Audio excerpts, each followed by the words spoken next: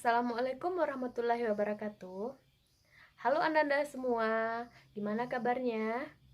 Mudah-mudahan kita semua dilindungi oleh Allah Subhanahu wa Ta'ala. Baiklah, perkenalkan nama Ibu. Nama Ibu Trisna Wahyuni. Ibu berasal dari SMA 4 Negeri Bukit Tinggi. Ibu mengajar sejarah Indonesia kelas 12.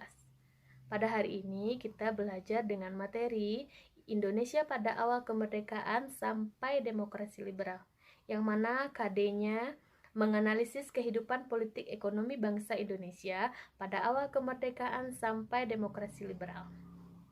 Yang pertama, keadaan politik Indonesia pada awal kemerdekaan, yaitu datangnya tentara sekutu dan nikah ke Indonesia. Yang kedua, terjadinya konflik di Indonesia dalam berbagai daerah. Yang pertama, pertempuran Surabaya. Pertempuran Surabaya terjadi pada tanggal 25 Oktober 1945. Yang kedua, pertempuran Ambarawa terjadi pada tanggal 20 November 1945. Yang ketiga, Bandung Lautan Api terjadi di Bandung pada tanggal 24 Maret 1946. Yang keempat, Perjanjian Linggarjati terjadi pada tahun 1946 pada tanggal 10 November. Yang kelima, agresi militer Belanda pertama dan Perjanjian Nempel terjadi pada tanggal 21 Juli 1947. Yang kelima, perundingan Rumruyen terjadi pada tanggal 7 Mei 1949. Yang keenam, konferensi Inter-Indonesia terjadi pada tanggal 22 Juli 1949. Yang terakhir, terjadi konferensi meja bundar atau yang disebut juga KMB, terjadi pada tanggal 27 Agustus pada tahun 1949.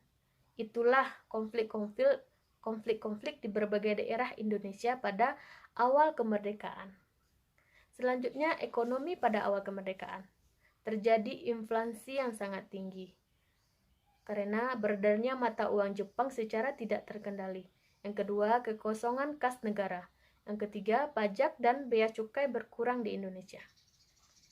Yang selanjutnya, adanya blokade ekonomi dari Belanda. Belanda memblok daerah yang ada di Indonesia. Selanjutnya, masuk ke politik pada masa demokrasi liberal. Demokrasi sendiri itu adalah sistem pemerintahan dengan rakyat yang memegang kedaulatan yang tertinggi. Pada awal kemerdekaan, di demokrasi liberal terjadi sistem multipartai. Terjadi pergantian kabinet-kabinet secara berturut-turut di Indonesia.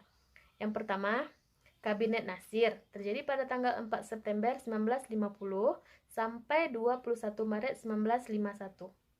Yang kedua, Kabinet Sukiman terjadi pada tanggal 27 April 1951 sampai 3 April 1952. Yang ketiga, Kabinet Wilopo terjadi pada tanggal 3 April 1952 sampai 2 Juni 1953. Kabinet Ali Sastro Mojoyo pada tanggal 31 Juli 1953 sampai 12 Agustus 1955. Yang kelima, terjadi pada Kabinet Burhanuddin Harahap pada tanggal 12 Agustus dan sampai 3 Maret 1956.